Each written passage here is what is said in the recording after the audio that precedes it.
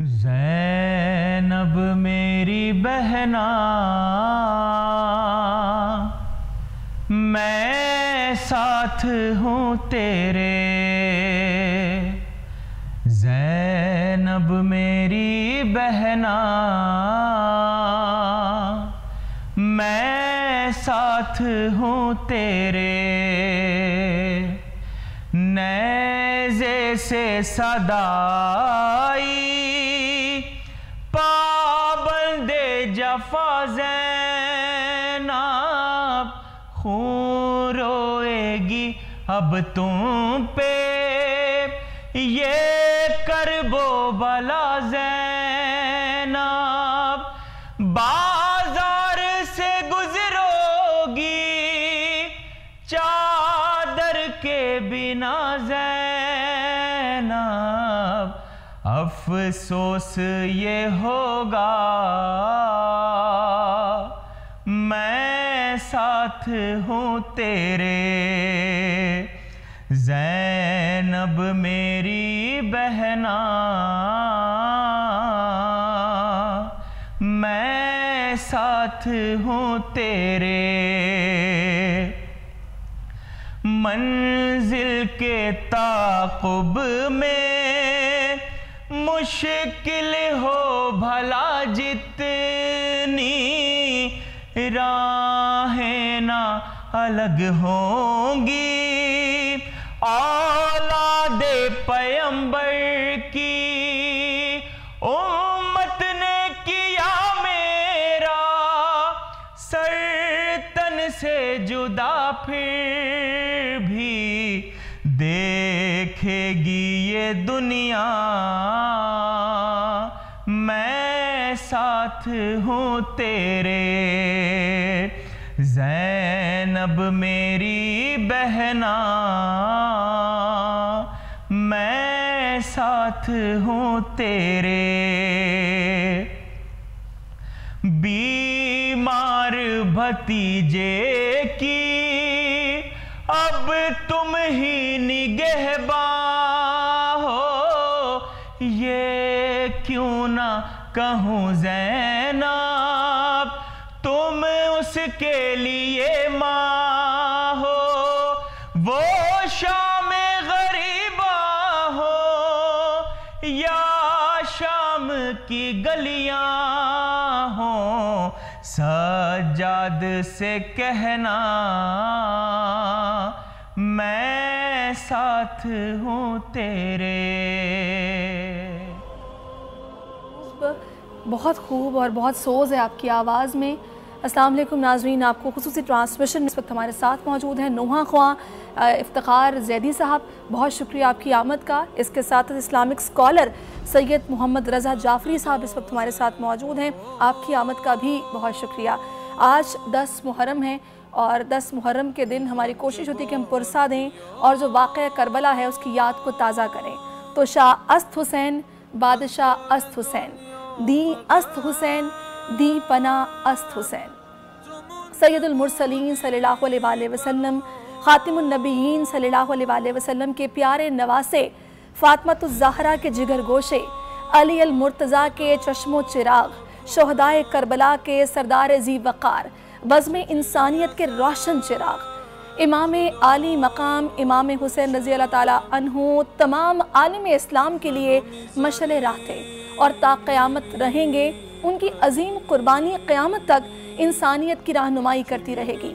امام حسین نے 10 محرم کو ایثار و قربانی، صبر و استقامت کی نظیر پیش کر کے جس انداز سے تحفظ دین کے عہد کو وفا کیا، وہ رہتی دنیا تک یاد رکھا جائے گا۔ امام عالی مقام رضی اللہ تعالیٰ عنہ نے کربلا میں باطل نظریے پر کاری ضرب لگا کر دشمنوں کو ہمیشہ کے لیے نیست و نابود کر دیا۔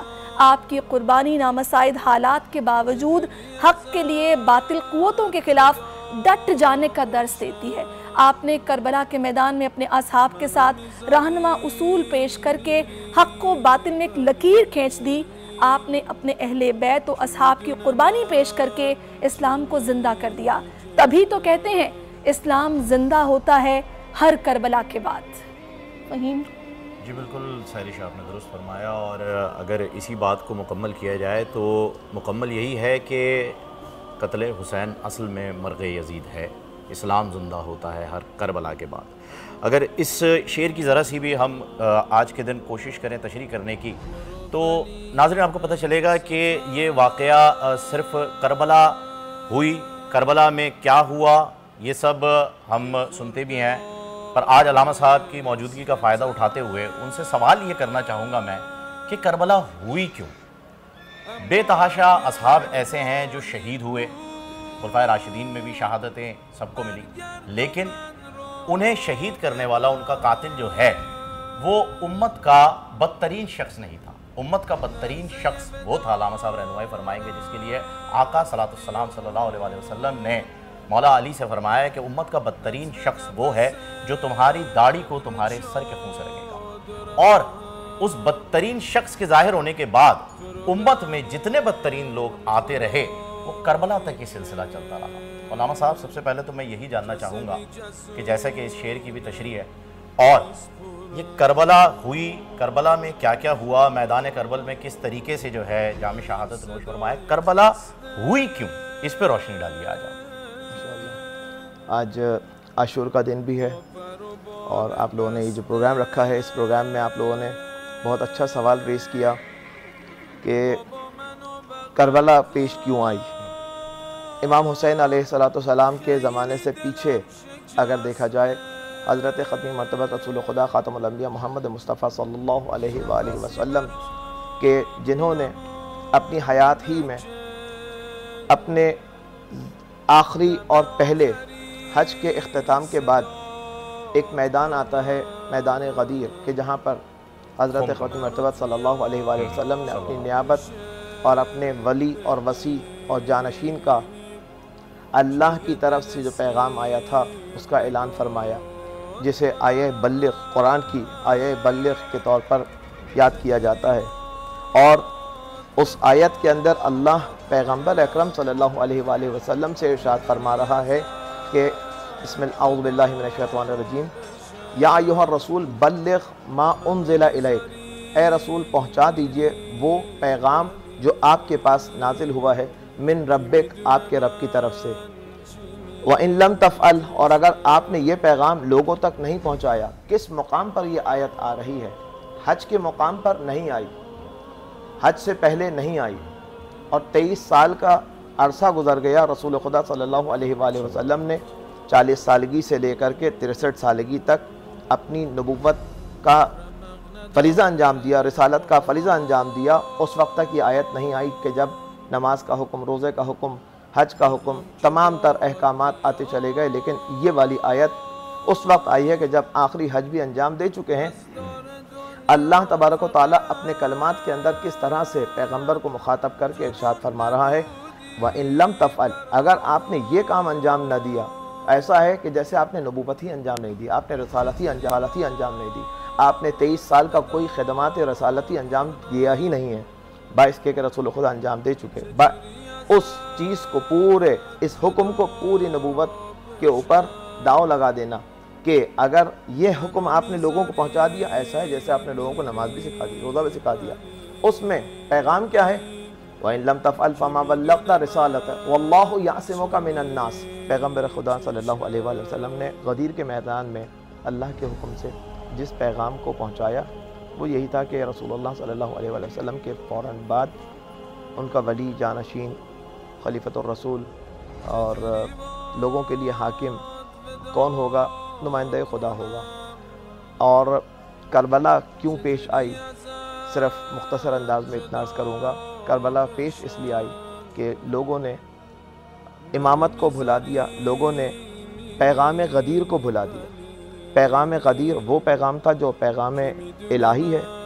اگر اتنا اہم پیغام ہے کہ اگر رسول اللہ اسے لوگوں تک نہ پہنچائیں تو ایسا ہے جیسے رسول نے رسالت انجام نہ دی۔ اس میں حاصل کیا ہوا پیغام کربلا کے میدان پہنچنے سے پہلے لوگ اسے بھلا چکے تھے، اس لیے کربلا پیش آئی۔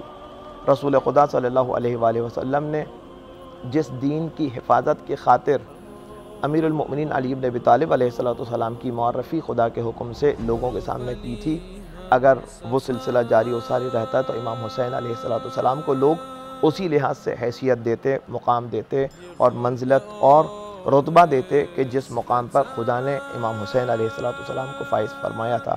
لیکن حیف، افسوس وہ یہ کہ کربلا کے میدان میں 30,000 کا مجمع بعض روایات کے مطابق اور 72 کا مجمع، 72 حق پر اور 30,000 باطل پر امام حسین کے سامنے کھڑے تھے۔ مولانا صاحب کہ میں آگے بڑھوں، اور اس وقت ہمارے ساتھ مفتی حنیف قریشی صاحب بھی ہیں، اسلامک اسکالر ہیں، ہمیں جوائن کر چکے ہیں۔ بہت شکریہ آپ کے وقت کا۔ مفتی صاحب کہیے گا، ابھی جو 72 کے مجمع کی بات ہوئی، آج سے 1400 سال پہلے کی میں بات کروں گی، واقعہ کربلا میں 9 محرم کی رات یہ واقعہ بھی ہے جو ہم سنتے بھی ہیں، پڑھتے بھی ہیں کہ امام علی مقام نے ایک چراغ گل کر دیے تھے اور اپنے اصحاب سے کہا تھا کہ جو یہاں سے جانا چاہے وہ چلا جائے تاکہ حجت تمام ہو جائے۔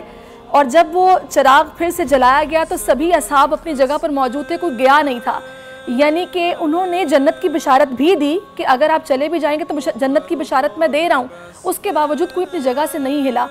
تو یعنی کہ یہ حق سچ بات پر ڈٹے رہنے کی بات تھی کہ جس کی وجہ سے کوئی وہاں سے ہلا نہیں، حالانکہ جنت کی بشارت تھی۔ یہ کتنا بڑا سبق ہے ہمارے لیے کہ ہم نے حق بات پر ڈٹے رہنا ہے، اس سے نہیں ہٹنا۔ بسم اللہ والصلاة والسلام علی رسول اللہ۔ 10 محرم الحرام یقیناً امام علی مقام امام حسین علیہ السلام کی بارگاہ صدق و صفا میں نذرانہ عقیدت پیش کیا جاتا ہے، اور میں سمجھتا ہوں کہ امام علی مقام کی محبت یہ عین ایمان ہے، اور آپ کی محبت کے بغیر کسی صورت میں بھی ایمان مکمل نہیں ہو سکتا ہے۔ واقعہ کربلا کی اگر تمام جزیات کی طرف بندہ توجہ کرے تو اس میں تسلیم و رضا کی انتہا ہے، اور میں سمجھتا ہوں کہ جو حضرت سیدنا اسماعیل علیہ السلام نے اپنا سر سجدے میں رکھا تھا، اپنا سر نیچے جھکایا تھا، وَطَلَّعُ لِلْجَبِينَ قرآن جس کا بیان کرتا ہے، تو اس کی انتہا حضرت امام مقام نے فرمائی ہے۔ اور امام علی مقام آپ صبر و رضا کا پیکر ہیں، اور آپ کی شہادت خود رسول اللہ صلی اللہ علیہ وآلہ وسلم کی شہادت ہے۔ آپ کی ذات نبی علیہ السلام کی ذات ہے، یعنی آپ کی ذات سے محبت حضور کی ذات سے محبت ہے۔ آپ کا بغض رسول اللہ کا بغض ہے، آپ سے پیار رسول اللہ سے پیار ہے، اور آپ سے دشمنی رسول اللہ سے دشمنی ہے، اور آپ سے جنگ رسول اللہ سے جنگ ہے۔ اور یہ میں نہیں کہتا، خود رسول اللہ صلی اللہ علیہ وسلم نے ارشاد فرمایا حسین منی و انا من، وفی روایت حسین منی و انا من الحسین، حسین مجھ سے اور میں حسین سے۔ اور دوسری جگہ نبی علیہ السلام نے ارشاد فرمایا کہ انی حارب لمن حاربتم و سالم لمن سالمتم۔ اور بھی الفاظ ہیں اس کے کہ انا حرب لمن حاربتم و سلم لمن سالمتم و انا حرب لمن حاربکم و سلم لمن سالمکم، جس کا لب لباب یہ ہے کہ نبی علیہ السلام نے فرمایا کہ اے میری اہل بیت، جن میں یہ 5 تھے، یعنی حضرت سیدنا مولا کائنات مولا علی پاک، سید ہزارہ پاک، حسنین کریمین، 4 یہ تھے، تو ان کو مخاطب کر کے رسول اللہ نے ارشاد فرمایا کہ اے میری اہل بیت، جس نے تم سے جنگ کی اس نے مجھ سے جنگ کی، جس نے تم سے صلح کی اس نے مجھ سے صلح کی، جو تم سے امن میں رہا وہ مجھ سے امن میں رہا۔ تو جب رسول اللہ صلی اللہ علیہ وسلم کی ذات کے اتنے قریب امام علی مقام امام حسین علیہ السلام، تو آپ نے کردار بھی وہی ادا کیا کہ جس کے باعث رسول اللہ صلی اللہ علیہ وسلم کا سر پوری کائنات میں فخر سے بلند ہو، انبیاء کی صفوں میں بلند ہو، اور آپ کی شہادت پر رسول اللہ فخر کر سکیں کہ ہے کائنات میں کوئی ایسا میرے نواسے جیسا کہ جس نے اللہ کے دین کی سربلندی کے لیے قربانی دی ہے، تو یقیناً میدان محشر میں امام علی مقام کا مقابلہ کرنے والا کوئی نہیں۔ آپ نے جو کہا ہے کہ آپ کے ساتھیوں نے باوجود پیغام ملنے کے کہ ہمیں جنت مل جائے گی، انہوں نے وفاؤں کی انتہا کی ہے، تو اس کی بھی اصل وجہ یہ ہے کہ ان کے سامنے امام علی مقام کی ذات تو تھی، لیکن ان کی نگاہیں ان کی ماما جان سیدہ زہرا پاک پر تھیں، مولا علی پر تھیں، اور سب سے بڑھ کر رسول اللہ کی ذات کے ساتھ تھی، رسول اللہ کی ذات پر تھی۔ یہ کیسے ہو سکتا ہے کہ رسول اللہ کا کلمہ پڑھنے والے اور ان کی عظمتوں کا حق سمجھنے والے اور ان کی اولاد کا حق کی اس کی معرفت رکھنے والے، وہ شہزاد رسول کو بیاب ہو گیا اس ریگستان میں ریگزار میں چھوڑ کر وہ اپنی جانوں کو بچائیں؟ یقیناً اس وقت ان کے سامنے اپنی جان بچانا بڑی بات نہیں تھی، بلکہ وہ تو اس تڑپ میں تھے کہ جس حال میں تو رکھے وہ حال گوارا ہے، اتنا تو کہہ دے یہ بندہ ہمارا ہے۔ بے شک مفتی صاحب بہت ہی زبردست آپ نے جو ہے وہ اس واقعے کو جو ہے بیان کیا، جو سہرش نے آپ سے سوال پوچھا تھا۔ آپ کی موجودگی سے میں فائدہ حاصل کرنا چاہوں گا اور چاہوں گا کہ میرے علم میں تھوڑا اضافہ ہو۔ میں جاننا چاہوں گا مفتی صاحب کہ صلح حسن ہو چکی تھی کربلا سے پہلے، ٹھیک ہے جی، پھر حضرت امام حسن رضی اللہ تعالیٰ عنہ جو ہیں ان کا قتل ہوا، شہید ہوئے، زہر دیا گیا، پھر اس کے بعد کیا وجوہات بنی کہ امام حسین کو اپنے بڑے بھائی کے صلح کرنے کے باوجود اس طریقے سے میدان میں آنا پڑا اور پھر اس دین کے اس حق پہ کھڑے رہ کر اس دین کو بچایا جو کہ آپ کے نانا جان حضرت محمد مصطفیٰ صلی اللہ علیہ وسلم ہم پر، اس امت پر لے کر آئے اور ہم پر احسان فرمائے؟ دیکھیے یہ جتنے بھی واقعات ہوئے ہیں، اگر ہم احادیث مبارکہ کو پڑھتے ہیں غور سے، تو وہاں پر یہ سب کچھ اللہ کے رسول پہلے بیان کر کے جا چکے ہیں۔ آپ نے تو تقریباً کربلا کے واقعات کے بہت سارے مقدمات کو اور بہت ساری چیزوں کو خود بیان فرما دیا تھا، اور خود رسول اللہ صلی اللہ علیہ وسلم نے جن حکمرانوں نے امام علی مقام کی ذات کے ساتھ جنگ روا رکھی ہے، ان کے بارے میں اللہ کے رسول پہلے خبریں دے چکے تھے کہ اللہ کے نبی نے فرمایا کہ میری امت کے میری سنت کا یہ معاملہ چلتا رہے گا تاکہ بنو امیہ کے ایک شخص جس کا نام یزید ہوگا وہ آئے گا اور اس کو وہ بدل دے گا۔ تو یزید بدپلید اور بدبخت ملعون نے اللہ کے نبی کے دین کے اندر اضافے کرنے شروع کر دیے، حلال کو حرام اور حرام کو حلال کرنا شروع کر دیا، اور صحیح معنوں میں شریعت سے بغاوت شروع کی۔ اور اصل اگر اس کے پیچھے آپ دیکھیں تو یہ جو یزید ہے، اس کی والدہ کی طرف یا پیچھے جائیں تو اس کا ننیال پورا عیسائی خاندان ہے، اس کی پرورش عیسائیوں کے قبیلہ کے اندر ہوئی ہے، یعنی اس کی والدہ کو بچپن میں ہی، یہ ابھی 6 مہینے کا تھا، یہ 1 سال کا تھا، اور بعض روایات میں ابھی پیدا بھی نہیں ہوا تھا، کہ اس کی والدہ کو طلاق مل گئی اس کے غلط اشعار پڑھنے کی وجہ سے، اور پھر اس کے بعد یہ پیدا بھی ادھر ہوا، یا دوسری روایات کے مطابق 6 مہینے کی عمر سے یہ اپنے ننیال میں پلا بڑھا، جو عیسائیوں کا بڑا مشہور قبیلہ ہے۔ تو یقیناً وہاں اس کی پرورش انہی خطوط پر روا رکھی گئی کہ جس کا نتیجہ امت نے دیکھا۔ یہ باغی، سرکش، شرابی اور لفنڈر قسم کا آدمی تھا، اور جب اس کے ہاتھ میں عنان حکومت آ گئی تو اس نے جناب اس کے ساتھ اس طرح کھیلا جیسے بچے فٹ بال کے ساتھ کھیلتے ہیں، اور اس کی کھیل کا جو ہے نا استغفر اللہ معاذ اللہ، اس کا نتیجہ یہ نکلا کہ نبی علیہ السلام کے جگر کے ٹکڑے، نبی علیہ السلام کے کندھوں پہ سواری کرنے والی شخصیات، اور بالخصوص چمنستان زہرا کی وہ پاکباز کلیاں وہ میدان کربلا میں کٹ کٹ کر گری۔ تو یقیناً یہ جو کچھ ہوا یہ اس یزید پلید، عنید، لعین، اس ملعون کے اس گندی حرکتوں کی وجہ سے ہوا کہ امام علی مقام نے یہ گوارا نہ کیا کہ آنکھوں کے سامنے میرے نانا جان کا دین، اس کا حلیہ بگڑتا رہے، حلال کو حرام، حرام کو حلال کیا جاتا رہے، اور میں خاموش بیٹھوں اور ایسے لوگوں کی حکومت کے اندر میں آواز احتجاج بلند نہ کروں۔ تو یقیناً یہ امام علی مقام نے جب گوارا نہ کیا تو پھر اس کا نتیجہ یہ نکلا کہ آپ کو بے سر و سامانی کے عالم میں میدان کربلا میں شہید کر دیا گیا۔ اور آپ کی شہادت میں سمجھتا ہوں کہ یہ بہت بڑی آپ کی عظیمت کا ایک رنگ ہے، عظیمت ہے، یعنی ایک رخصت ہوتی ہے اور ایک عظیمت ہوتی ہے، اور امام علی مقام کائنات میں عظیمت کی راہ پہ چلنے والوں کے سردار ہیں۔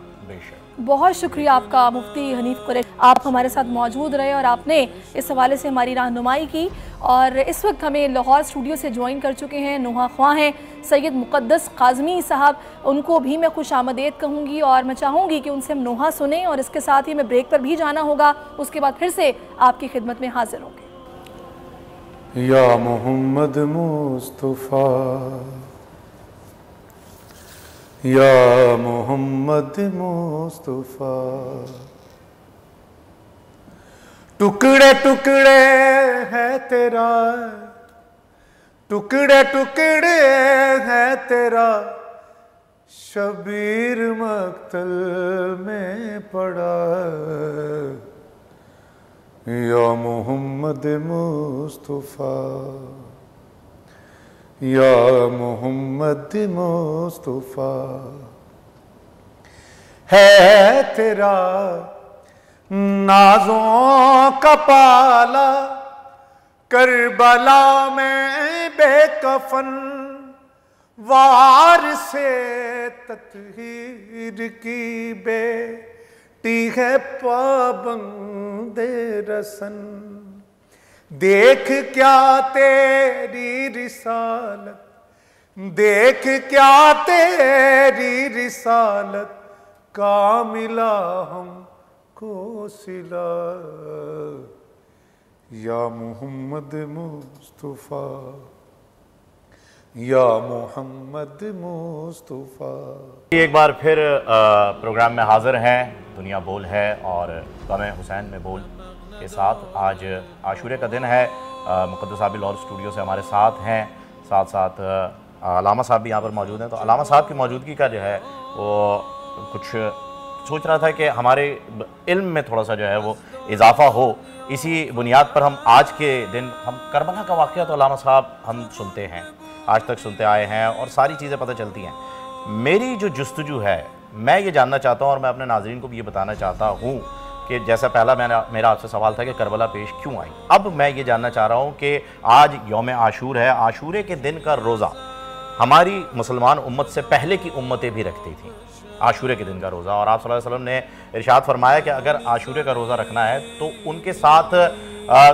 उनके साथ जो सिमिलैरिटी बनती है उसकी जगह 2 दिन का रोज़ा रखो, 9 या 10 या फिर 10 या 11। तो आशूरे का रोज़ा जो पिछली उम्मतें रखती थीं वो किस वजह से रखती थी? आशूरे के रोज़े के हवाले से जो आपने सवाल किया, मिल्लत इस्लामिया के अंदर फ़िक़्ह तशय्युअ के यहाँ 3 दिन साल में रोज़ा रखना हराम है। एक रोज़ा ईद उल फ़ितर, एक ईद ज़ुहा, ईद क़ुरबान जिसको कहा जाता है, और एक रोज़े आशूर। रोज़ा रखना हराम है। हाँ, रोज़े आशूर सुबह से लेकर असर तक फ़ाक़ा करना और असर के वक्त फ़ाक़ा शिकनी करना, ये मुस्तहब अमल है।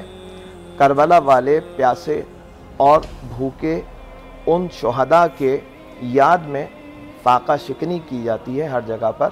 और आपने देखा होगा कि मुहर्रम अल हराम में 10 तारीख़ को आशूर की लोग इसी तरह से अपने घरों में जब आते हैं जुलूस से होकर या जुलूस में मौजूद होते हैं तो असर के वक्त फ़ाक़ा शिकनी कर रहे होते हैं और रोज़ा रखना हराम करार दिया है। और इन 3 दिनों में ही सिर्फ रोज़ा साल भर में हराम है। इसके अलावा 9 मुहर्रम को कोई रखना चाहे तो बात अलग है, लेकिन 10 मुहर्रम का रोज़ा हराम। किस वजह से, क्या वजूहात क्या हैं? मैं चाहूँगा कि ज़रा इस पर भी रोशनी डालें। दीन इस्लाम में अगर कोई इस दिन रोज़ा इसलिए रख रहा है कि ये खुशी का दिन है, यकीनन वो खुशी और वो खुशी ईद उल ज़ुहा और ईद उल क़ुरबान उस तरह की अगर यहाँ पर कोई खुशी मना रहा है तो यकीनन वो यजीदी है। इसलिए कि यजीदी फ़िक्र रखने वाला अगर कोई हो तो वो इस दिन खुशी मनाएगा कि जिस दिन इमाम अली मकाम अलैहिस्सलाम को मज़लूमाना तौर पर 3 दिन का भूखा और प्यासा शहीद किया गया। साथ कौन रोज़ा रख सकता है अलामा साहब? सुना ये जाता है बाज़ जगहों पर सुनाया जाता है। कुछ लोग अगर ऐसा कर भी रहे हैं तो वो उम्मत मुस्लिमा में तो शामिल ना हुए। क्या अगर वो इमाम की शहादत का जशन मना रहे हैं तो वो कैसे हो सकते हैं? बाइस के अपने आप को वो इस्लाम के दायरे में कह कर ही तो रोज़ा रख रहे हैं। अगर रोज़ा रख रहा है तो यकीनन क्या चीज़ है, अब ये उनका गुमान हो सकता है। हाँ, गुमान हो सकता है। लेकिन खुलासे ये कि वाजिब है कि उस दिन इंसान फ़ाक़ा शिकनी करे और मुस्तहब मुअक्कदा है। और इसके साथ साथ ये कि तारीख़ में यकीनन ये मिलता है कि आशूर में कोई भी आशूर के दिन में रोज़ा नहीं रखा करता था। तारीख़ इस्लाम में किसी भी फ़िक़्ह के अंदर अगर देख लिया जाए, किसी ने भी आशूर से पहले भी कोई रोज़ा ना रखा, ना रसूल खुदा सल्लल्लाहु अलैहि वसल्लम ने रखा। और हर वो चीज़ कि जो रसूल खुदा सल्लल्लाहु अलैहि वसल्लम के ज़माने में हराम थी वो आज भी हराम है। हर वो चीज़ के जो हलाल थी रसूल खुदा के ज़माने में आज भी हलाल है। उसी दीन को बाकी रखने के लिए ही तो इमाम हुसैन अलैहिस्सलाम ने क़याम फरमाया कि जिस दीन में बगावत कर रहा था, जिस दीन में इजाफ़ात लेकर आ रहा था, जैसा कि मुफ्ती कुरैशी साहब ने भी फरमाया और यकीनन सही फरमाया कि यजीद मलऊन, यजीद पलीद, यजीद ज़ालिम इस खुराफात को ईजाद कर रहा था कि जो दीन में हलाल था उसको हराम और जो हराम था उसको हलाल करार दे रहा था। अब रोज़ा भी आशूर के दिन इमाम हुसैन अलैहिस्सलाम ही की मुनासबत से फ़कत नहीं, बल्कि रसूल खुदा सल्लल्लाहु अलैहि वसल्लम के ज़माने में, मौलाए कायनात अलैहिस्सलाम के ज़माने में, इमाम हसन मुश्तबा अलैहिस्सलाम के ज़माने में, ये 3 अदवार इससे पहले गुजरे हैं, इनमें भी रोज़ा हराम था आशूर के दिन। और इसके हराम होने की वजह यही है कि हर वो हुक्म के जो खुदा के रसूल की तरफ से अनाउंस हुआ है कि ये इस दिन मुस्तहब है, ये इस दिन वाजिब है, ये इस दिन हराम है, वो हराम रहेगा ता क़यामत, और अच्छा, वो मैं मुस्तहब रहेगा बिल्कुल। अच्छा, मुझे मौलाना साहब थोड़ी सी, क्योंकि देखिए जब हम वाक़या करबला की बात करते हैं, इसके फ़लसफ़े को समझने की कोशिश करते हैं, तो हमारे लिए इसमें बहुत सारी हिदायत भी हैं, हमारे लिए सबक भी हैं, जिनको समझना हमारे लिए बहुत ज़रूरी है। और अगर हम आज के दौर से इसका तक़ाबुल करें तो मैं चाहूँगी कि थोड़ा सा मैं कुछ वाक़ये का हवाला देते हुए आपसे पूछूँ कि इसमें कैसे हमारी रहनुमाई हो सकती है। हज़रत हुर का जो वाक़या है, जिसमें आपको पता ही है कि मकसद तो उनका ये था कि वो यज़ीदी लश्कर के साथ थे कि इमाम आली मकाम को वो घेर के लेके आएंगे और ये सारा सिलसिला। लेकिन एक मकाम पर जब उनके लश्कर को पानी पिलाया गया तो उसके बाद वो उस एक वाक़े ने एक रात में उनको बदल दिया कि वो उनके साथ शामिल हो गए। तो हम लोग अक्सर ये सोचते हैं कि हम गुनाहगार हैं, हम पता नहीं कितने गुनाह करते हैं, हमारी बख्शिश पता नहीं होगी नहीं होगी, तो हम ये सोच के गुनाह करते जाते हैं कि अल्लाह करे कि अल्लाह हमें बख्श दे, लेकिन हम खुद को बदलते नहीं हैं। लेकिन कोई एक वाक़या जिस तरह हज़रत हुर को उसने बदल दिया और वो कैसे अपने उन गुनाहों को छोड़कर इस लश्कर में शामिल हुए और यकीनी तौर पर जन्नत उनको भी मिली, तो ये कितना, यानी कि अल्लाह की तरफ से तो एक बख्शिश है ना, किसी वक्त भी आपको माफ़ भी कर दिया जा सकता है और आपको बदल दिया जाए अगर आप कोशिश करें। इस पे मैं चाहूँगी सबक हमारे लिए क्या है वो बताएं। बहुत अच्छा वाक़या आपने इशारा फरमाया। इमाम अली मकाम इमाम हुसैन अलैहिस्सलाम जब 2 मुहर्रम को हुर के मुकाबिल में करार पाए और हुर ने अपने तरफ से जो हुक्म लेकर आया था कि जब भी तुम्हारे सामने इमाम हुसैन अलैहिस्सलाम का कारवान करार पाए तो उनको गिरफ़्तार करके ले आओ, और वो इस अमल को अंजाम देने जा रहा था। इमाम हुसैन अलैहिस्सलाम ने फरमाया कि देखो, मैं तुम्हारे लिए, मैंने तुम्हारा कुछ भी नहीं बिगाड़ा, तुम मुझे क्यों लेकर जाना चाहते हो? तो कहता है कि मेरे पास सिर्फ़ एक यही रास्ता है, इसलिए कि मुझे जो हुक्म दिया गया मैं उस पर अमल कर रहा हूँ, मैं मामूर हूँ हाकिम की तरफ से। इमाम हुसैन अलैहिस्सलाम ने जैसे ही उसकी माँ के लिए कहा कि सकलत का उम्मक, ए हुर तेरी माँ तेरे सोग में बैठे, यहाँ पर इमाम हुसैन अलैहिस्सलाम ने एक पैगाम दिया, उसको अंदर से जुम्बिश दिलाई कि देखता हूँ इसके अंदर मेरी माँ का एहतराम है या नहीं है। उसके मुकाबिल में उसने एहतराम ही दिखाया, और वो ये एहतराम दिखाया कि आपकी वालिदा गिरामी तो फातिमा ज़हरा हैं, मैं उनके बारे में कुछ ऐसा कह नहीं सकता। इमाम हुसैन अलैहिस्सलाम ने उसको ये कहा था कि तेरी माँ तेरे सोग में बैठे, और उसने ये कहने से इनकार जब किया तो ख़ुद इमाम हुसैन अलैहिस्सलाम ने पहचान लिया और असहाब से भी कहा उसी वक्त कि देखो, इसके नज़र में मेरी माँ का जब एहतराम है ना, ये यहाँ से इमाम हुसैन अलैहिस्सलाम ने उसके दिल के अंदर वो चिराग जलता हुआ एहतराम में बीवी सैयदा कौनैन सलामुल्लाह अलैहा को देखा, और फिर 9 मुहर्रम को वही पेश आया। वो अपने बेटे, ग़ुलाम और ख़ुद हाजिर हुआ, के साथ हाजिर हुआ इमाम हुसैन अलैहिस्सलाम की खिदमत में। एक, ऐ मौला, क्या आप मुझे कबूल फरमाएंगे? जैसे ही इमाम हुसैन अलैहिस्सलाम ने सामने से हुर को आते हुए देखा, क्या फरमाया? जनाब अली अकबर से, जाओ चचा को गले लगा लो। ये वही हुर है जिसने इमाम हुसैन, जो बाइस बनाए इमाम हुसैन अलैहिस्सलाम को, अगर वो जाने देता और गिरफ्तार नहीं करता 2 मुहर्रम को, तो 9 मुहर्रम और 10 मुहर्रम ये पेश नहीं आती।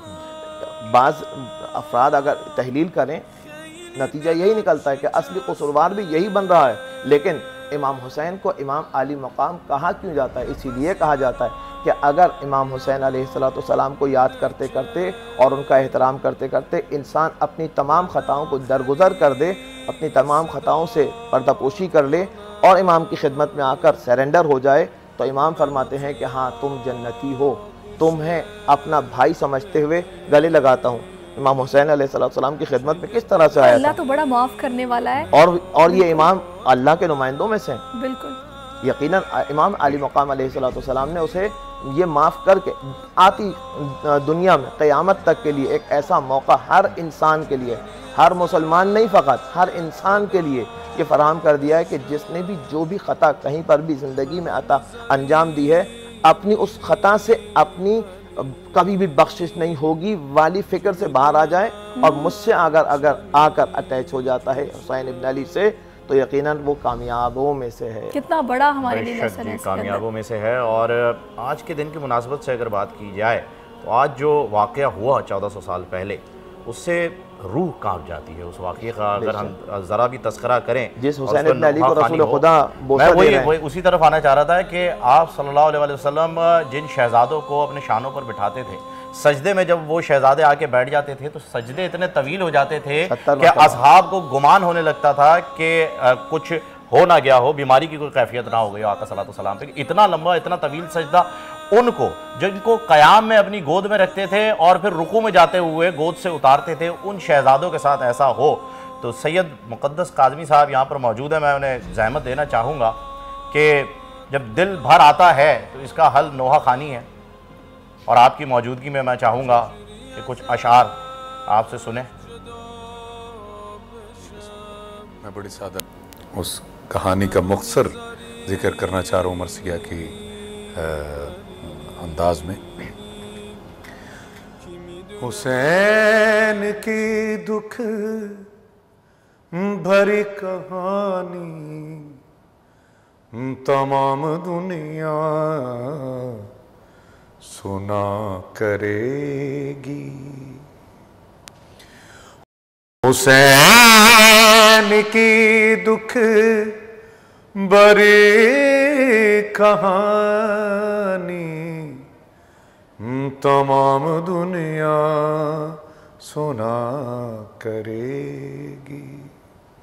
جو رو پڑے گا اسے جہاں میں نبی کی بیٹی دعا کرے گی. نبی کی بیٹی دعا کرے گی. حسین کی لاش ہے بے کفن سے یہ کہہ کے زینب جدا ہوئی ہے. حسین کی لاش ہے بے کفن سے یہ کہہ کے زینب جدا ہوئی ہے. جو تیرے مقتل میں رہ گیا ہے وہ کام میری رضا کرے گی. جو تیرے مقتل میں رہ گیا ہے وہ کام میری رضا کرے گی.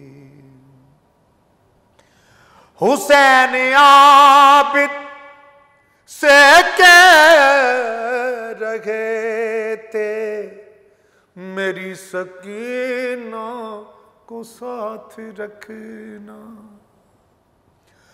حسین عابد سے کہہ رہے تھے میری سکینہ کو ساتھ رکھنا. سفر کے ہر موڑ پہ یہ بچی تجھے دلا سے دیا کرے گی. تجھے دلا سے دیا کرے گی. عجیب ماں ہے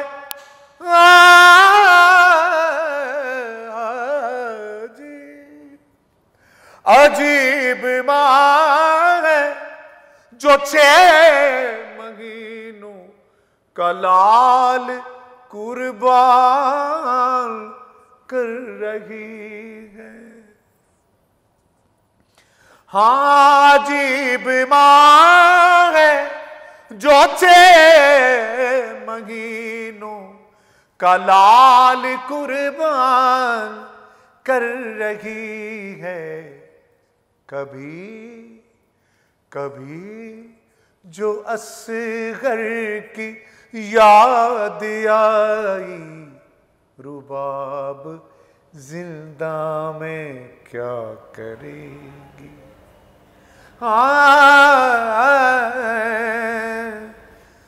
رباب زندہ میں کیا کرے گی۔ مقدس کاظمی صاحب کی آواز میں نوحہ آپ نے سنا، صبر و استقامت کا، قربانی کی سب سے بڑی مثال جو کہ دنیا میں شاید کبھی نہیں ملی ہوگی، جو ہمیں واقعہ کربلا میں ملتی ہے، اور ہم لوگوں کے لیے بہت بڑا یہ درس ہے۔ میں چاہوں گی مولانا صاحب تھوڑا سا اگر آپ اس پر روشنی ڈالیے کہ جس دن 10 محرم الحرام تھا، اس دن صبح جب اذان کا وقت تھا، جو کہ اذان دلوائی گئی علی اکبر سے، اور جو کہ شبیہ رسول تھے، مطلب گرمی بھی ہے، بھوک بھی ہے، پیاس بھی ہے، اور اس ساری صورتحال میں جنگ ہے، اس میں بھی نماز کا قیام ضروری تھا کہ وہاں پر جو اصحاب موجود تھے انہوں نے ایک شیلڈ فراہم کی کہ ہمارے جو امام عالی مقام ہے وہ اپنی نماز ادا کریں۔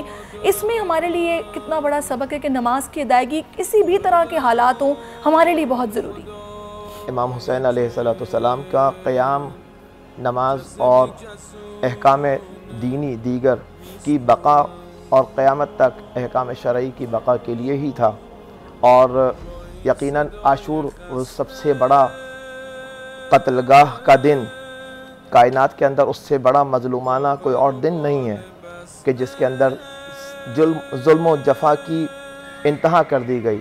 لیکن اس دن بھی آغاز روز عاشور امام حسین علیہ السلام اذان حضرت علی اکبر سے فرما رہے ہیں۔ کیوں؟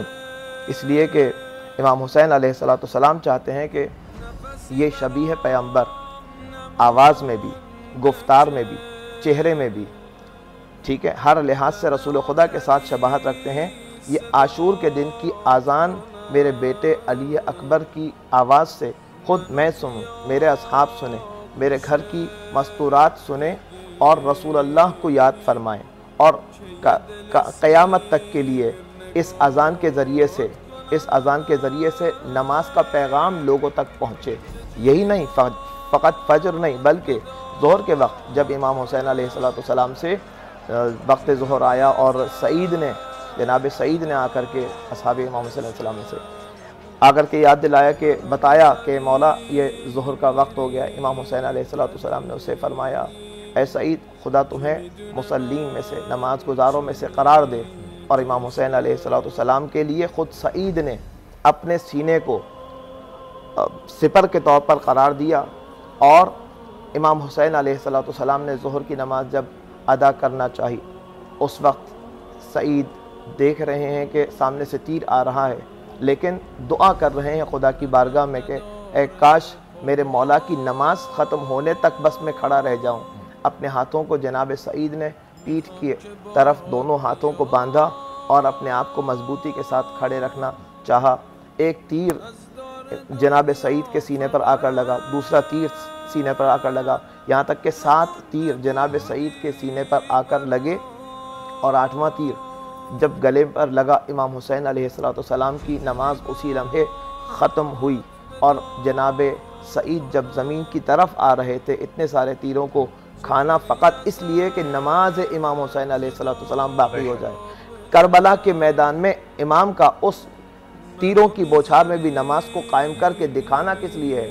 اس لیے ہے کہ میں چاہتا ہوں کہ روز قیامت تک میرے نام کے ساتھ لوگ اس نماز کو یاد رکھیں، اور اگر کوئی امام حسین علیہ السلام کو یاد کرتا ہے لیکن نمازوں سے بھاگتا ہے، نمازوں کو ترک کرتا ہے، تو در حقیقت وہ سیرت امام حسین علیہ السلام پر عمل نہیں کر رہا۔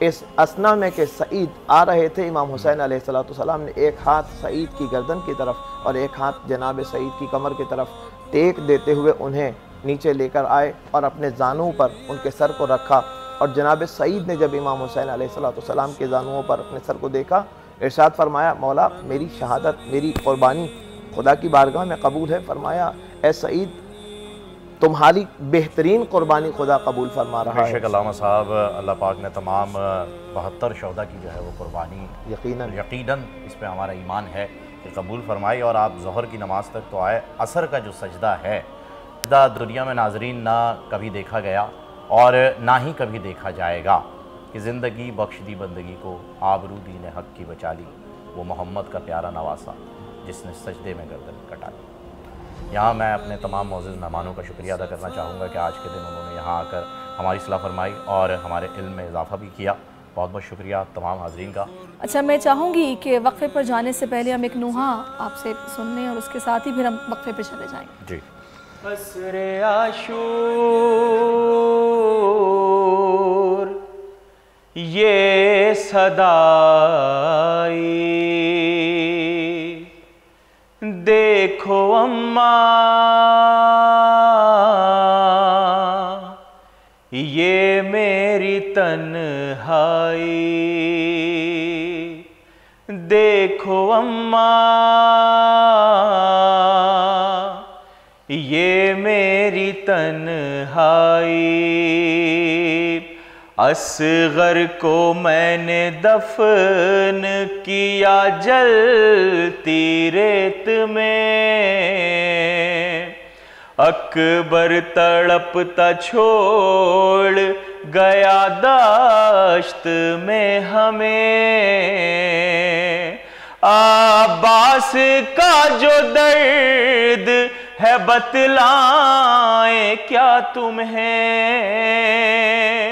کھو گئی ہائے میری بینائی دیکھو اماں یہ میری تنہائی 9 لاکھ وہ ہیں اور میں اماں اکیلا ہوں پہلے ہی زخم ہوں میں کس طرح لڑوں بال کے دیوان دعا کر دی ہے دھی شبیر دی خیر دی آوے خبر نانا مدینہ ویر دی خیر دی آوے خبر نانا مدینہ. جی اس وقت میں حسینی امام بارگاہ میں موجود ہوں. کراچی کا علاقہ جی ایریا جہاں پر یہ امام بارگاہ ہے اور شبیہ ذوالجنہ کی زیارت کے لیے میں یہاں پر آئی ہوں اور کچھ تاریخ پر بات کریں گے ذوالجنہ کی کیونکہ یہ کوئی عام سواری نہیں ہے. یہ وہ سواری جس کے شہ سوار وہ ہستیاں تھیں جن کی وجہ سے یہ دنیا تخلیق کس کی ہوئی اور خاص طور پر ذوالجنہ کو ہی کیوں چنا گیا اس پر ہم بات کریں گے کیونکہ اس کی سواری کی اگر بات کی جائے تو حضرت محمد صلی اللہ علیہ وسلم اس کے پہلے سوار اس کے بعد حضرت علی علیہ السلام پھر امام علی مقام بھی اس پر سوار ہوئے. تو ہر چیز کا اپنا اپنا کردار ہے. اگر واقعہ کربلا کی بات کریں تو ذوالجنہ کا بھی ایک کردار ہے. تو اس وقت میرے ساتھ موجود ہیں احتشام صاحب جو کہ اس کا خیال رکھتے ہیں. اس کے علاوہ اسلامک اسکالر ہیں سید کمیل صاحب وہ میرے ساتھ اس وقت موجود ہیں. تو میں چاہوں گی پہلے میں آپ کی طرف آؤں. احتشام صاحب مجھے یہ بتائے گا کہ آپ کس طرح اس کا خیال رکھتے ہیں, کیا یہ کھاتا ہے, کیا اس کی دیکھ بھال ہوتی ہے؟ صبح میں بسم اللہ الرحمن الرحیم صبح میں جو ہے ہم انہیں سبیل کراتے ہیں, اس کے بعد انہیں لنگر کراتے ہیں جو جوں کتر چوکر ہوتی ہے. اس کے بعد پھر انہیں دوپہر میں لوسن وغیرہ ملتا ہے. پھر رات میں پھر وہی کنٹینیو جو ہوتا ہے بھوسا راشن کا ان کا مغرب کے ٹائم انہیں ڈال دیا جاتا ہے. پھر رات میں ان کو رننگ پہ لے کے جایا جاتا ہے ڈیلی. ایک یہ ہیں, 2 ذوالجنے اور ہیں ہمارے پاس, ایک بلیک بھی ہے اور ایک سبزہ ہے. تو کتنی دیر کی رننگ ہوتی ہے؟ تقریباً کوئی 1 گھنٹہ آدھا گھنٹہ ان کی واک ہوتی ہے لازمی. اچھا اس کی مجھے ظاہر ہے آپ اس کے ساتھ وقت گزارتے ہیں اور ہم چونکہ اس کی تاریخ پر بھی بات کر رہے ہیں, اس حوالے سے بات ہو رہی ہے, کیا مطلب خاص خیال اس کا اس حوالے سے آپ لوگوں کو رکھنا پڑتا ہے جو بالکل ہٹ کے؟ یہ مولا حسین کے نام سے منسوب ہوئی ہے. ان کے ساتھ سمجھ لیں جتنا ہم اچھا وہ رکھتے ہیں یہ ہم سے بھی خوش رہتے ہیں. آخرت میں اس کا ہمیں ملے گا اجر کیونکہ یہ نسبت ہی ان کی ہے مولا حسین کے نام سے. ان کا بڑا خیال رکھا جاتا ہے, ہر چیز کا نہلانے کا دھلانے کا. روزانہ نہلایا جاتا ہے؟ صفائی ستھرائی ان کی ڈیلی ہوتی ہے, تینوں کی تقریباً ہمارے یہاں ڈیلی ہوتی ہے. ہمارے پاس ایک مقرر ان کا ایک بندہ بھی رکھا ہوا ہے جو 24 گھنٹے ان کی دیکھ بھالی کرتا ہے. صحیح. اچھا میں یہ چاہوں گی کہ تھوڑا سا اس کی تاریخ کے حوالے سے ہم علامہ صاحب سے بھی بات کریں, لیکن ساتھ ساتھ احتشام صاحب اس کی تیاری بڑی خاص ہوتی ہے, کیونکہ جب ہم جلوس میں دیکھتے ہیں تو ماشاءاللہ ذوالجناح سجا ہوتا ہے. تو آپ اگر اس کی تیاری ہمیں دکھائے گا کر کے کس طرح آپ اس کی تیاری کرتے ہیں. ساتھ ساتھ میں تاریخ جانوں گی علامہ کمیل صاحب سے. تو علامہ صاحب جو میں نے پڑھا ہے وہ کچھ اس طرح سے تھا کہ یمن کے بادشاہ کی طرف سے تحفہ ملا تھا ذوالجناح کا, جس کے بعد یہ سواری بنا اور جن ہستیوں کی بنا ان کا ذکر تو میں نے پہلے کیا ہی ہے. اس کی تاریخ کے حوالے سے تھوڑی سی روشنی ڈالیے گا, کہاں سے شروع ہوئی اور کس طرح. اعوذ باللہ من الشیطان الرجیم, بسم اللہ الرحمن الرحیم, الحمدللہ رب العالمین والصلاۃ والسلام علی اشرف الانبیاء والمرسلین وخاتم النبیین ورحمۃ للعالمین مولانا سیدنا ابوالقاسم محمد اللہم صلی علی محمد وعلی محمد. بالکل ایسا ہی ہے. اور یہ جو یمن کا بادشاہ تھا انہوں نے جو ہے گفٹ کیا تھا رسالت مآب صلی اللہ علیہ وسلم کو, اور ایون اس کا نام جو ہے مرتجز کے نام سے منسوب ہے, کیونکہ یہ ذوالجناح امام حسین کی سواری تھا.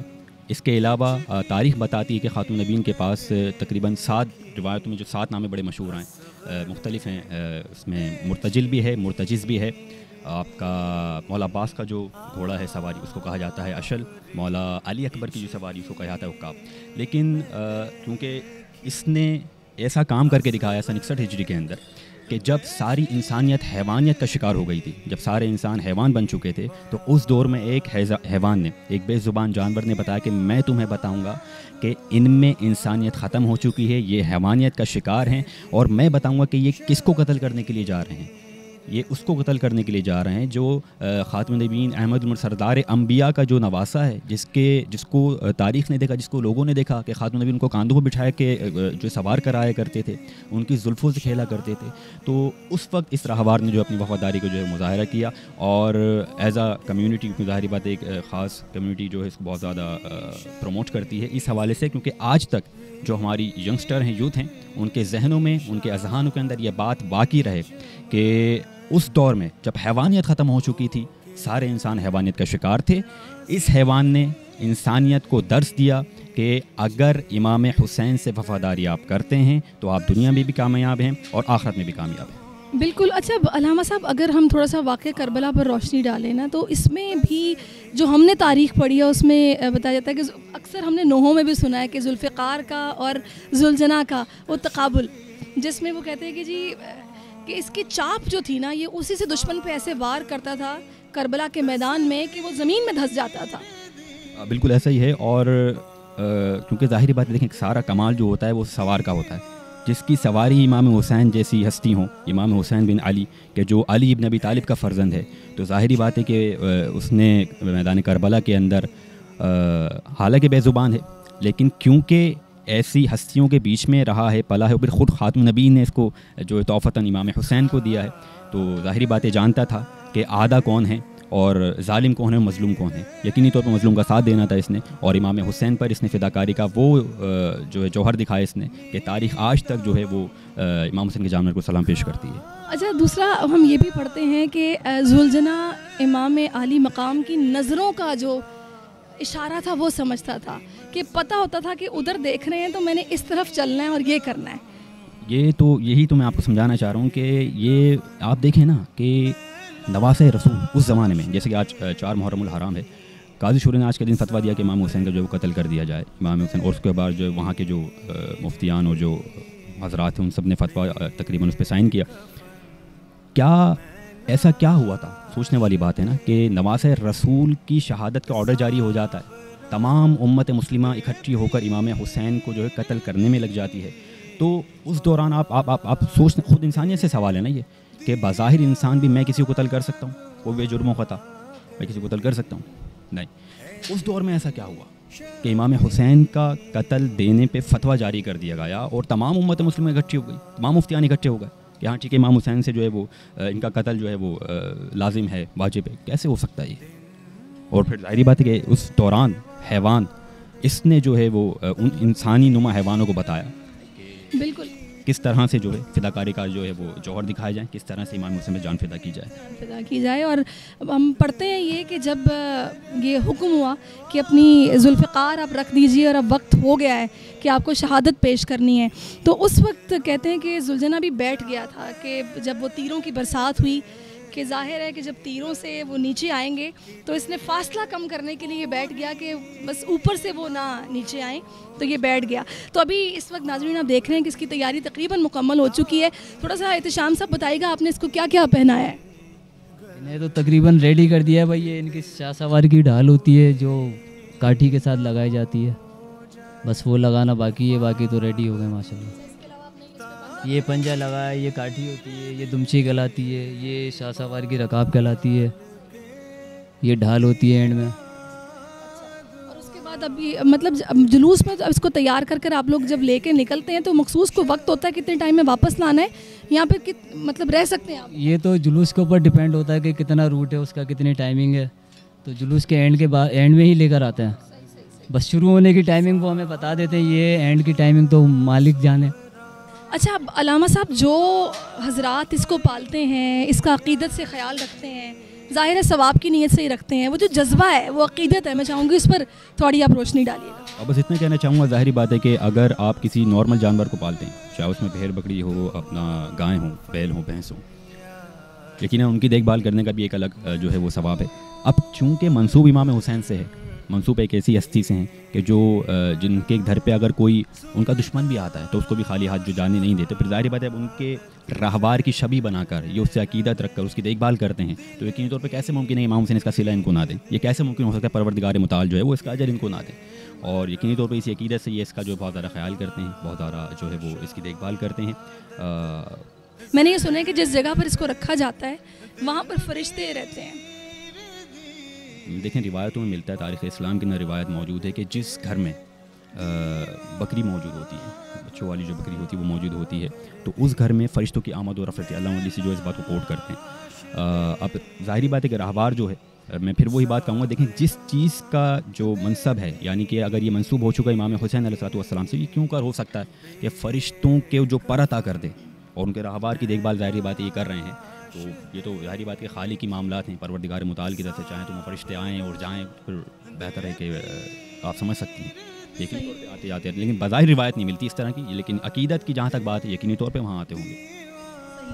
اچھا تھوڑا سا میں چاہوں گی کہ ہمارے علم میں اضافے کے لیے جو ذوالجناح سے منسوب روایات ہیں، اگر اس میں سے کوئی ایسی جو کہ بہت خاص ہو اور آپ ہم سے وہ شیئر کرنا چاہیں. لیکن سب سے اس سے بڑی بات کیا ہوگی، آپ یہ دیکھیں نا کہ جب امام حسین کی شہادت ہو جاتی ہے، امام حسین شہید ہو جاتے ہیں، تو یہ راہوار خیموں میں جاتا ہے، شہزادی کو خبر کرتا ہے، بی بی زینب کو، بی بی سکینہ کو جو ہے وہ خبر کرتا ہے کہ میرے جو آقا ہیں امام حسین، میرے سوار ہیں، وہ دنیا میں نہیں رہے، وہ شہادت ہو چکی ہے، اور میں نے ہر ممکن کوشش کی. بلکہ اس سے پہلے کی روایت میں یہ ملتا ہے کہ جب امام حسین جا رہے تھے مقتل گاہ کی طرف، تو یہ راہوار آگے نہیں بڑھ رہا تھا، یہ راہوار آگے نہیں بڑھ رہا تھا. اس نے باقاعدہ اپنے گردن سے اشارہ کیا کہ مولا نیچے کی طرف دیکھیے، آقا نیچے دیکھیے.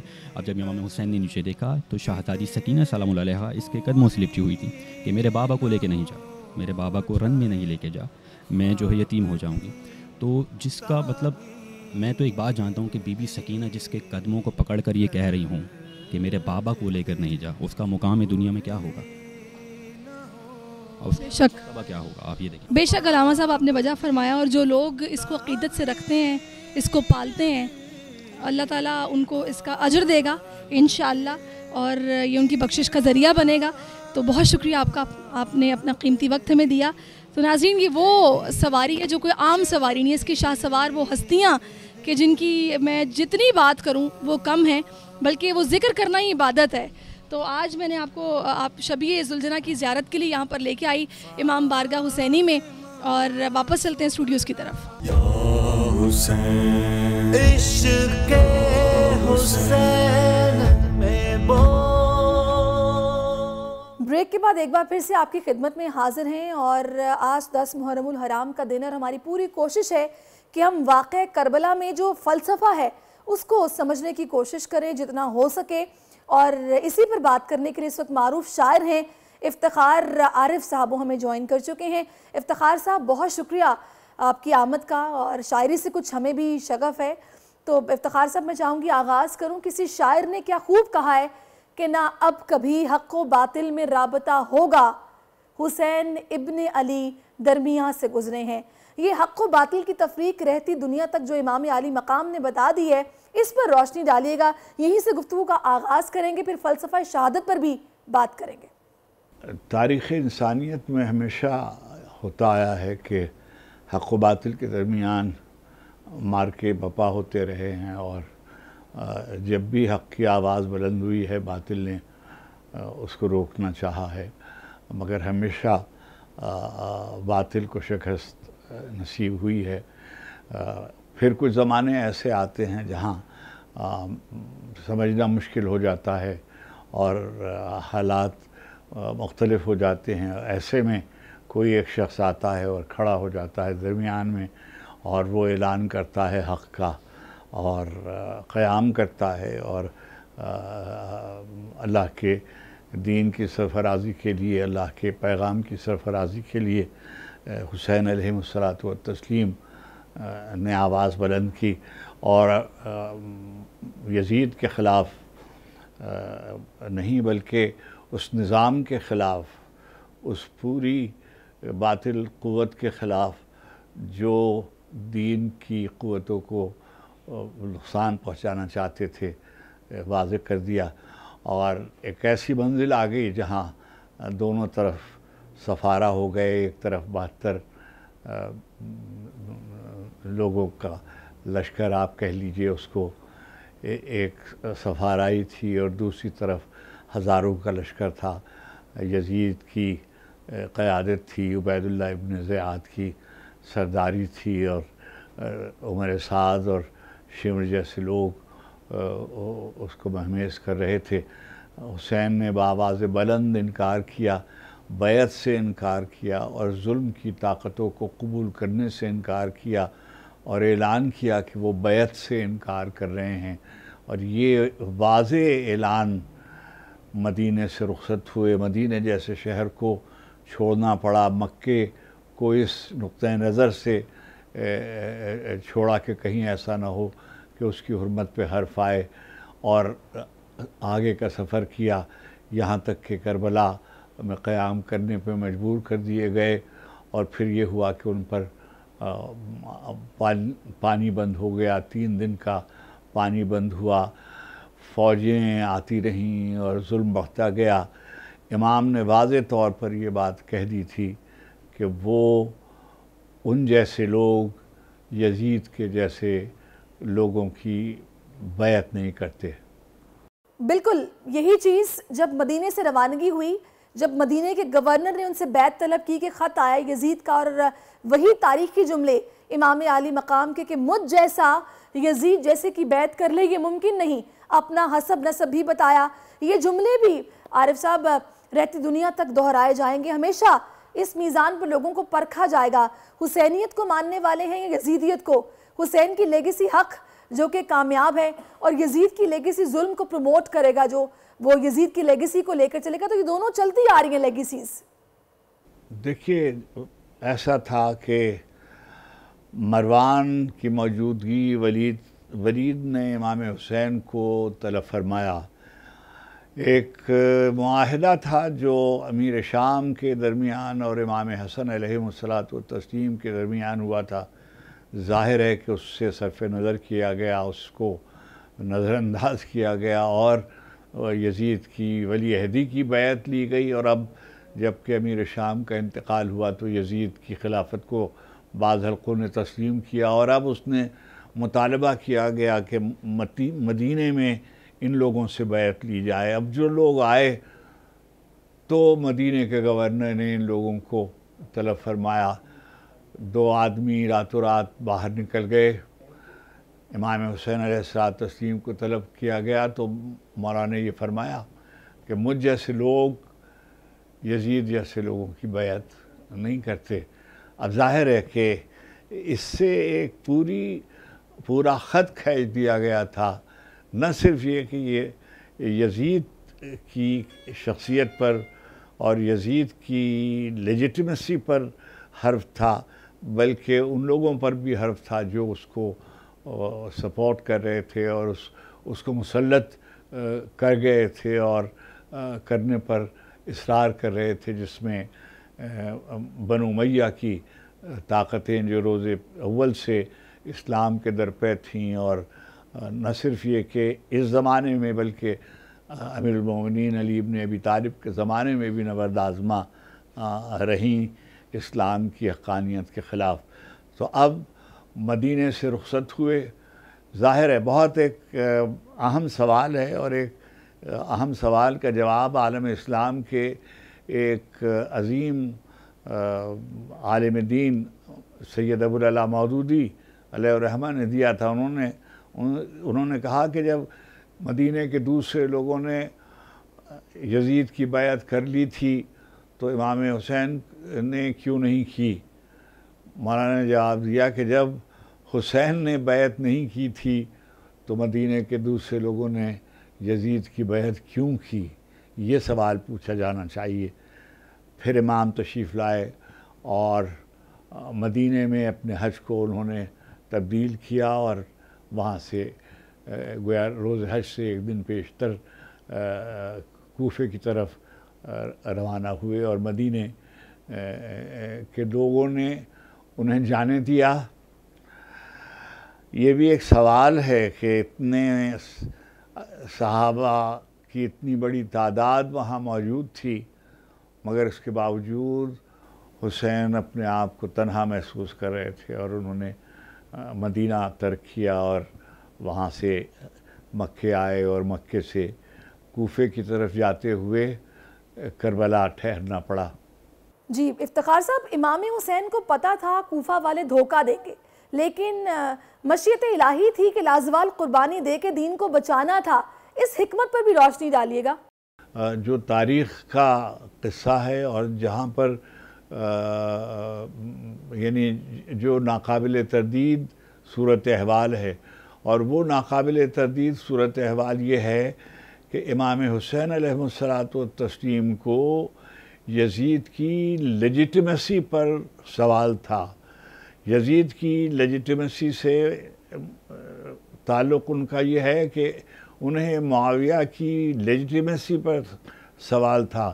چنانچہ ان پر یہ واجب آتا تھا کہ وہ دین کے صحیح رہنما ہوتے ہوئے، امام ہوتے ہوئے، ان لوگوں کی رہنمائی کے لیے جو ان سے ہدایت طلب تھے مدینے سے کوفے کی طرف روانہ ہوں.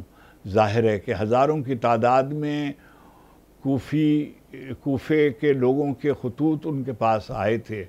اچھا، یہ بات بھی ظاہر ہے کہ بہت سے ایسے، یعنی یہ غلط فہمی نہیں رہنی چاہیے، یعنی 72 لوگوں میں کوفے سے آنے والے لوگوں کی بھی ایک بڑی تعداد شامل تھی، اور خود واقعہ کربلا کے بعد ایک بڑا معرکہ عین الوردہ کا ہوا، جس میں سلیمان ابن سرد خزائی اور ابراہیم ابن مالک اشتر نے توابین کی شکل میں یزید کی فوجوں کے خلاف علم احتجاج بلند کیا، انکار بلند کیا، اور شہادت کی منزلوں سے گویا دوچار ہوئے. مختار کا واقعہ عین الوردہ کے بھی بعد ہوا. تو گویا تاریخ نے یہ دکھایا کہ امام حسین کی شہادت کے اثرات فوری طور پر سامنے آئے، اور آپ دیکھیے کہ کیا ہوا. فوراً ہی 61 ہجری میں یہ واقعہ پیش آیا، اور 64 ہجری میں مدینے کی حرمت کو پامال کیا گیا، اور واقعہ ہرہ رونما ہوا، اور صحابہ کو قتل کیا گیا، اور وہاں خواتین کی بے حرمتی کی گئی، اور مدینے میں 3 دن یعنی تاریخ ہے، یہ کوئی روایت نہیں ہے، 3 دن اذان مسجد نبوی میں نہ ہو سکی. حرم نبوی میں گھوڑے باندھے گئے اور بے حرمتی کی گئی. میں وہ لفظ اپنے منہ سے نہیں ادا کرنا چاہتا، جس طرح کا وحشیانہ سلوک اہل مدینہ کے ساتھ کیا گیا. اور اس کے بعد وہی صورت جب عبداللہ ابن زبیر کے ساتھ مکے میں ہوئی، عین حرم کعبہ میں، خانہ کعبہ کے اندر، یعنی جس کی حرمت کا حکم اس دین میں واضح طور پر کیا گیا ہے قرآن و حدیث میں. بالکل. عارف صاحب یہ وہی وقت تھا جب حج کو عمرے میں تبدیل کیا گیا حکمت کے تحت. جی ہاں, اسی لیے اس کی حرمت کو پامال کیا گیا. امام نے اس کی حرمت کو محفوظ کرنے کے لیے ہی وہاں سے ایک دن پیشتر حج سے سفر کر لیا تھا, مگر بعد میں وہاں معرکہ ہوا اور بہت سے لوگ حرم کے اندر شہید کیے گئے, بیت الحرام میں شہید کیے گئے, اور عبداللہ ابن زبیر کو قتل کر کے وہیں ان کی لاش گویا آویزہ ٹانگ دی گئی اور اس کی بے حرمتی کی گئی. تو یعنی حجاج ابن یوسف نے تو گویا کوئی صورت 61 سے 64 ہجری تک جو یزید کی حکومت اور اس کے بعد صورتحال یہ ہوئی کہ خود اس کا بیٹا اس کے انتقال کے بعد اس نے اس حکومت کو قبول کرنے سے انکار کیا. کربلا کے میدان میں بھوک ہے, پیاس ہے, حسین ہے, یہ جو چراغ خیمہ گل کرنے کا واقعہ ہے یہ بھی دنیا کی تاریخ کا ایسا واقعہ ہے جو ہمیں کہیں اور نہیں ملتا کہ امام حسین نے رفقا کو کہا کہ جان بچا کے جانا چاہو تو جاؤ, جنت کی بشارت بھی دی, لیکن اصحاب حسین نے لبیک کہا ایک آواز پر, اپنی جان قربان کرنے کو تیار ہیں. اس میں کیا فلسفہ ہے؟ دیکھیے یہ تو بہت سی چیزیں, بہت سی روایتیں ایسی ہوں گی جن کے بارے میں آپ کہہ سکتے ہوں گے کہ یہ مقتل ہے, مگر یہ جو واقعہ ہے کہ امام حسین علیہ الصلوۃ والتسلیم نے یعنی 10 محرم سے پیشتر جو رات ہے اس میں جب ایک رات کی اجازت بھی ہوئی اور ایک رات کا معاہدہ ہوا اور امام نے چراغ خیمہ کو گل کر کے فرمایا کہ جو جانا چاہے وہ جا سکتا ہے, اس لیے کہ بالکل واضح طور پر ظاہر ہے 72 آدمی جو ہیں وہ کم سے کم جو تعداد لشکر کی بتائی جاتی ہے وہ 30,000 بتائی جاتی ہے اور 30,000 سے 1,00,000 تک کی تعداد بتائی جاتی ہے, لیکن کم سے کم تعداد 30,000 ہے. تو 72 نفوس اور جس میں بچے بھی شامل ہیں, جس میں سوار بھی شامل ہیں, جس میں وہ لوگ بھی ہیں جو پیدل گویا انفینٹری بھی ہے اور کیولری بھی ہے. تو امام نے واضح طور پر ان کو کہا کہ کل کوئی صورت زندگی کے بچنے کی نہیں ہے, بلکہ امام اس حد تک ان کی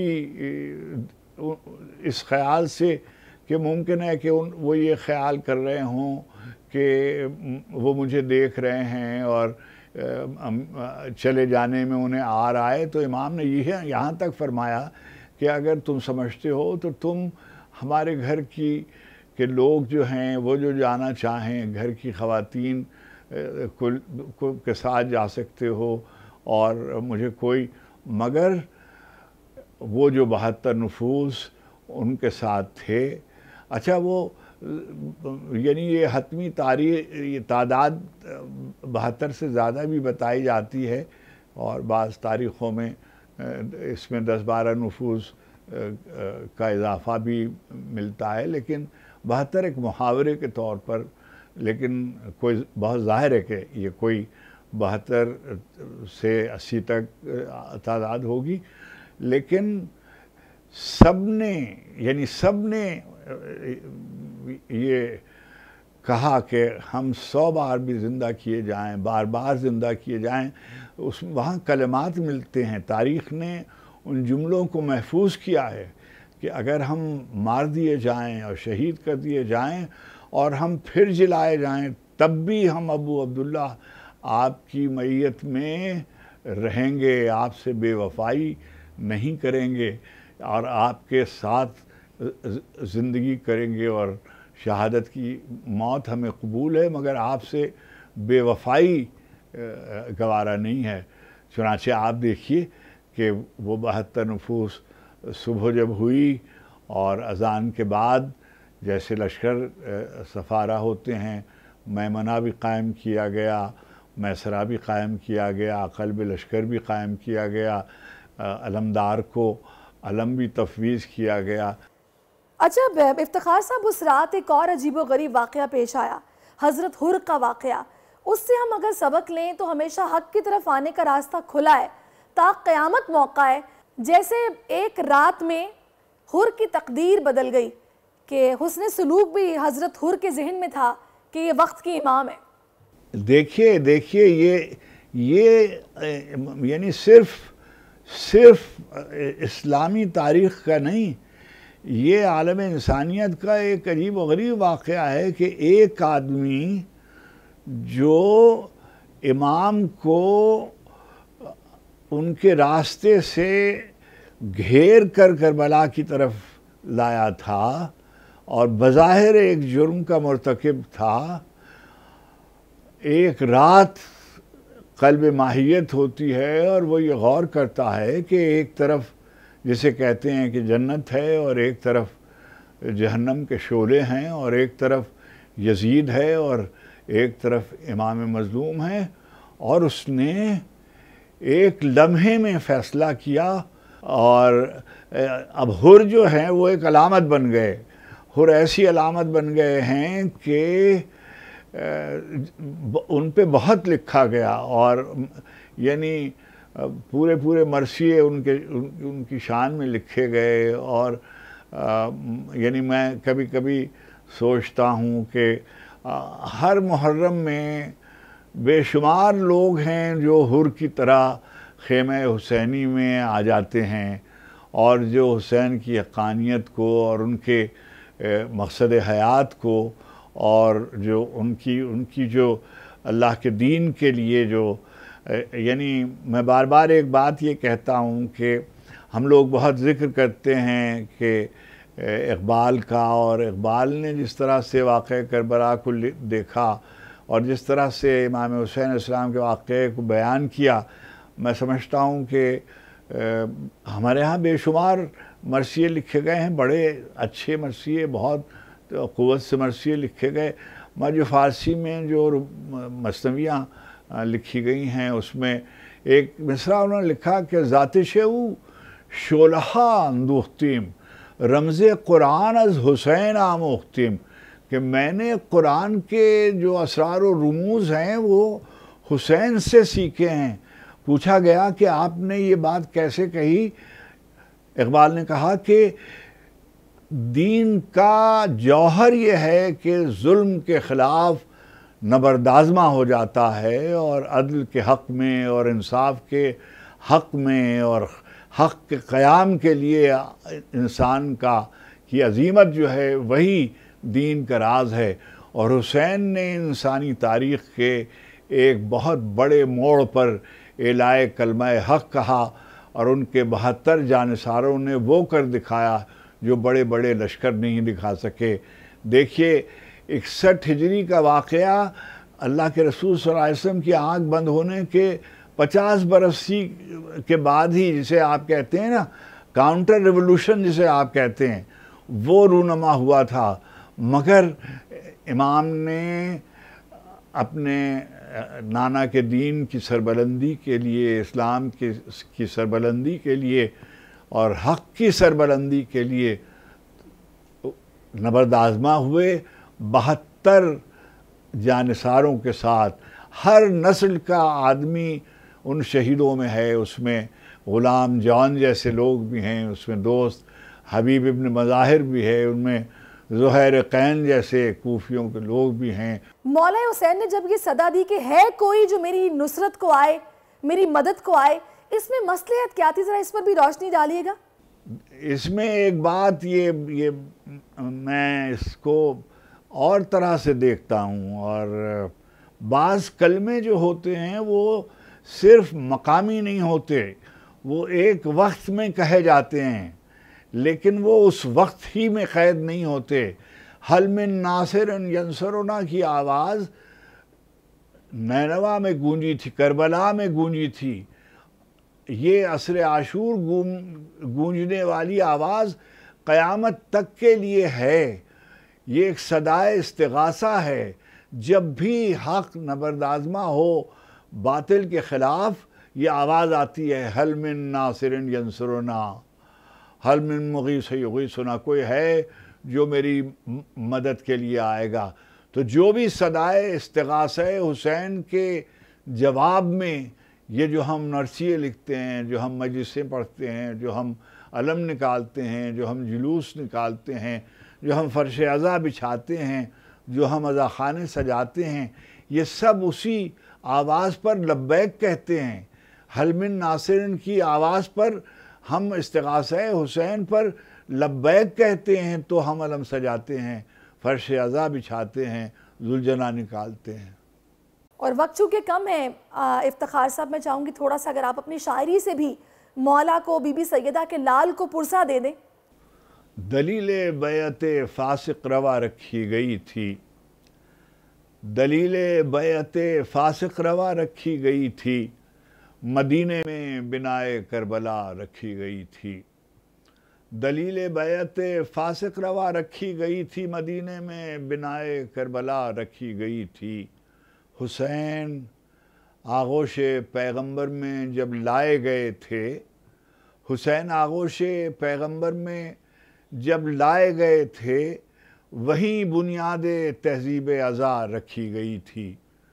حسین آغوش پیغمبر میں جب لائے گئے تھے، وہیں بنیاد تہذیب عزا رکھی گئی تھی. حضور سرور کونین جب محضر ہوا پیش، زمین کربلا سب سے جدا رکھی گئی تھی. بہت مشکل مراحل آ پڑے تھے راستے میں، بہت مشکل مراحل آ پڑے تھے راستے میں، سوزاد راہ میں خاک شفا رکھی گئی تھی. بہت مشکل مراحل آ پڑے تھے راستے میں، سوزاد راہ میں خاک شفا رکھی گئی تھی. منا کا خواب پورا ہو رہا تھا کربلا میں، منا کا خواب پورا ہو رہا تھا کربلا میں، یہ قربانی اسی دن پر اٹھا رکھی گئی تھی. منا کا خواب پورا ہو رہا تھا کربلا میں، یہ قربانی اسی دن پر اٹھا رکھی گئی تھی. حسین آغوش پیغمبر میں جب لائے گئے تھے، وہیں بنیاد تہذیب عزا رکھی گئی تھی. حسین تم نہیں رہے، تمہارا گھر نہیں رہا. حسین تم نہیں رہے، تمہارا گھر نہیں رہا، مگر تمہارے بعد ظالموں کا ڈر نہیں رہا. حسین تم نہیں رہے، تمہارا گھر نہیں رہا، مگر تمہارے بعد ظالموں کا ڈر نہیں رہا، مگر تمہارے بعد ظالموں کا ڈر نہیں رہا. بہت خوب. یہ فضائل اتنے ہیں، مصائب اتنے ہیں کہ ان کو جتنا بیان کیا جائے میرا خیال ہے ہماری زندگی بھی کم پڑ جائے گی. اور ہماری پوری کوشش ہوتی کہ ہم جو فلسفہ چھپا ہوا ہے واقعہ کربلا میں، اس پر بات ہوتی رہے، اس کو سمجھتے رہیں، اسے سبق لیتے رہیں. اور یہی ہمارے لیے ضروری بھی ہے اور یہ وقت کا تقاضا بھی ہے. ایسے میں بہت کچھ سیکھنے کو ملتا ہے، ہمارے لیے مشعل راہ ہے یہ کردار، یہ زندگیاں، ان کی سیرت. اس کے ساتھ ہی میں افتخار صاحب آپ کا شکریہ ادا کروں گی. ناظرین مجھے اجازت دیجیے، اپنا بہت خیال رکھیے. اللہ حافظ. یا حسین عشق حسین میں